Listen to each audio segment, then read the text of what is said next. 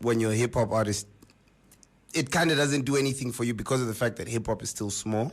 So I feel like my growth is kind of independent of that. That was just a nice way to, you know, put a feather in the hat and say I've done something that not many other people have done. 99 FM, your inspiration station. It's Black Coffee teaming up with Celeste on that beautiful track ready for you, bringing us to today's Culture Talk. This man was the Male Artist of the Year at the 2020 Namibian Annual Music Awards. He's just dropped a new project called Kill Your Television Volume 4, and he's in studio right now to talk to us about, you know, what's been happening in the life of KP Illest. KP. Fatima, how are you? Sorry, I had to throw the government name out there. Why? You always do. Anyway, how are you? How are you? I'm doing great, doing great. How are you doing? No, I'm doing great, man. You know, it's great seeing you do your thing, you know, shooting videos and dropping hit after hit after hit. Yeah, I've been checking you out in a of course professional way, not in a crush and checking you out type It is of a way. Wednesday. Wednesday is the day for crushing on someone, so you know, you're good. All right, let's talk about, you know, KP winning, you know, Male Artist of the Year. I think you were the second hip hop rapper to walk away. Me and Jericho. You and Jericho, So since, you know, walking away and since winning that specific award, what's been happening since then? I've been going to the bank a lot, doing a lot of deposits and withdrawals. I mean, it's kind of stayed exactly the same. Yeah. Because when you're a hip hop artist, it kind of doesn't do anything for you because of the fact that hip hop is still small.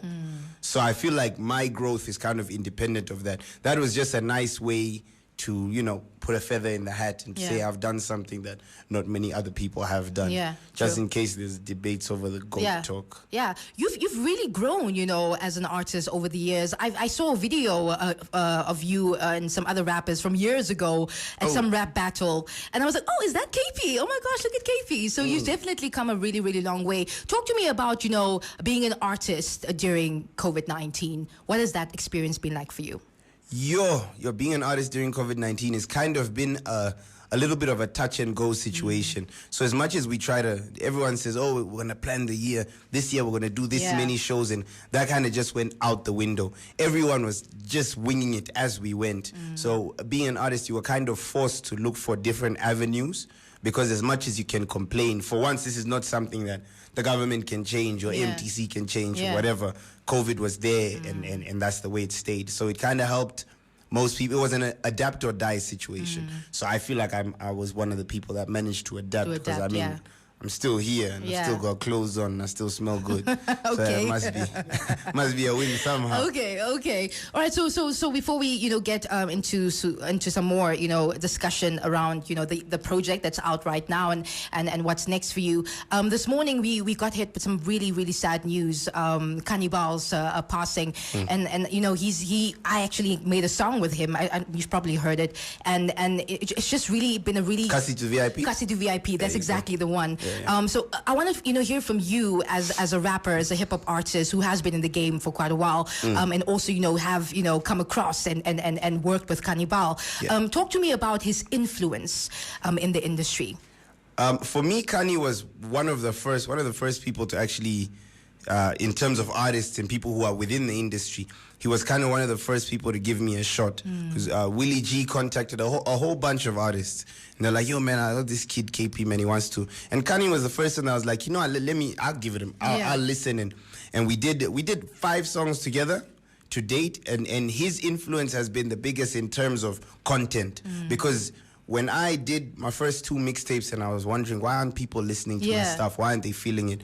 And I decided to step back and go listen to who the people probably were feeling. And then I got to hear Kanye, and Kanye's references to local things were so many, but it wasn't in a dumb kind of, it didn't sound stupid. It still sounded like someone that's rapping, but they're just referencing. And then I realized, oh my goodness, that could be the formula. And then obviously throughout the rest of my career, Kanye's kind of just always been like an older brother. And I think he was that person for a lot of artists who came up during that time, you know, putting a hand, you know, coming through and giving advice, you know, producing a beat for them, or writing a song, because he was also an amazing writer, you know, and just a great lyricist as well. He's a genius. And definitely had, you know, a great impact in the music industry, and will surely definitely be missed because, wow, but not forgotten. Yeah, never ever forgotten.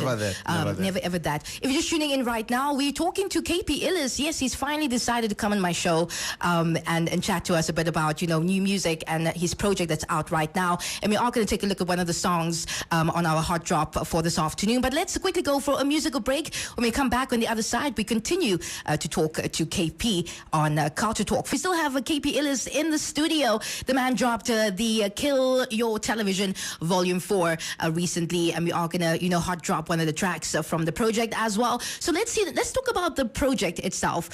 So we had Volume 1, Volume 2, Volume 3, and now we are at Volume 4. You had 3.5 as well. Also, yeah. Wow. But it was a spazza.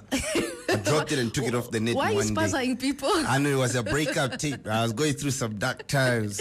Okay, cool. Yeah. So talk to us about this project and putting it together and how that process went. This project was I just wanted to take a break from doing albums. Because, albums is a very grueling process. You have to make sure all the beats, the sonic is the same throughout, the topic is the same, the general topic. So that took a lot of energy, and so I decided, man, I'm just gonna go back to my roots. Plus, for some reason, people forgot I could rap. I don't know where they came from. Hey, can you rap for real? I said, what? I rap for real, bro. Yeah. So I this whole project is really just I experiment with vocals because I have a vocal coach now. Oh, so you sing now? Oh, yeah, on a Madness. Okay. I experiment with vocals, and then I just rap. And I just just had fun with it. But a lot of people are receiving it better than my last album even. So, Yeah. But I enjoyed it. The process was really chilled. I get a beat. I don't have to think about whether this sounds like the rest of it. I just plug it in and do my thing. Before we talk about some of the features on the project, talk to me about being an artist in terms of what goes into creating a project like this, or an album for that matter. Because sometimes it can be that you don't have all the resources to put it together. But what would you advise an artist in terms of how to put a project together and making sure it's successful when you put it out? So firstly, the most important thing before you do anything is you have to be comfortable. You have to have a place where you record, where you will be able to tell the person, nah, this is not what I like, this is not what and where someone will be able to tell you, nah, I don't think this makes sense. You guys have to have a kind of like you have to come and produce an artist, become one mega robot of production or whatever. You have to have that, even if you don't have your own studio. Obviously, I have the benefit of a long time ago, I saved up and bought my own studio. So I have the benefit of comfort. I recorded 2 in the morning, 2 in the afternoon, 7 in the morning, whenever I want to. But that is not a hard thing to find. Most producers are willing to work with people that are just talented. And then from there, it's just a matter of listening to your audience. Because a lot of people, I think they want to make music without trying to hear what other people want to. Because as an artist, you're supposed to be a reflection of society. Most of the time, people are just supposed to hear what's going on through you. Some people go, oh, I've been wanting to say that, but, he said it for me because he has the voice. So if you're not doing relevant things, not even relevant topics, but something that people can relate to, then it's not going to make sense. So that's the most important thing. Whether it's an album or a mixtape, just make it relatable to your target audience. And be comfortable. Yeah. So some of the features on this project, I saw Maria Nepembe is on there. Talk to us about some of the features and why you decided to feature these specific people on this project. So specifically the dog, I had to bring him back because, I don't know how long he's gone without music, and people kind of started to blame me for that. Yeah, he's like a hip-hop boy. So dog, I just felt like I had to have him on for nostalgia's sake. And it was a Kwaito song. And I think people have been wanting to hear that old version of Dog again. So I felt like that was important. He lives at my house. He's your brother most. Yeah, he lives there, so he's gonna rap on the project without my knowledge. You also dropped the video for the song you guys feature on. Yeah. That was how. That's my favorite. That's the only video of mine I can actually watch without cringing. Really? Why? I mean, you have so many other great videos. Why is this one specifically the one that you like? Because this one is not cringeworthy. The rest of them are cringeworthy on another level. Who else? I got this boy from Hobabes, named Moengaro. He's a Herero artist. So we met in some, what do we call them? Suspect circumstances that we won't discuss on air. Please don't. But we met each other in a suspect situation. Okay. And we just got to clicking, and he said, he does music. And I sent him this song, and he sent it back, and his vocals sounded incredible. So I tried not to feature too many big dudes, and then of course just Ice Prince, because Ice Prince. It's Ice Prince, yes. And you also have Maria. Can you talk to us, because we are going to hot drop that song? Oh yeah, in a few minutes. So my studio is being renovated, but that night I really wanted to record. So I went and just got a random room somewhere. I forget what the place is called. And I just set up my studio there. And apparently that place has really good food. So she wanted to come there for the food. Okay. And then ended up waiting for her food in my room. And then she just like, oh, let me rap. Yeah. And I was like, you got to rap for real. Yeah. And she rapped.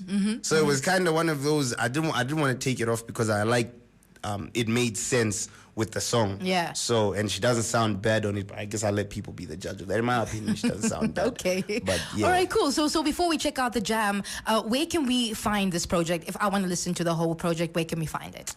So it's obviously on all streaming platforms, but last night I produced, recorded, mixed, and mastered 3 new songs that I'm gonna put on the physical copies, just so that it's different from what's on digital.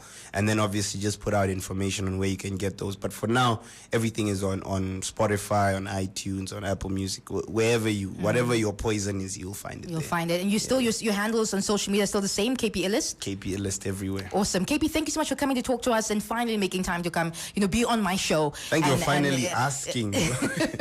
But yeah, thanks for coming through, and wish you, the best of luck with everything else that you're planning for the rest of this year. Thank you for having me. It's a welcome. KP Illest in the studio. We are going to hot drop his song in a few minutes, so stick around. But first, we're checking out Ariana Grande's 7 Rings on 99. Here we go.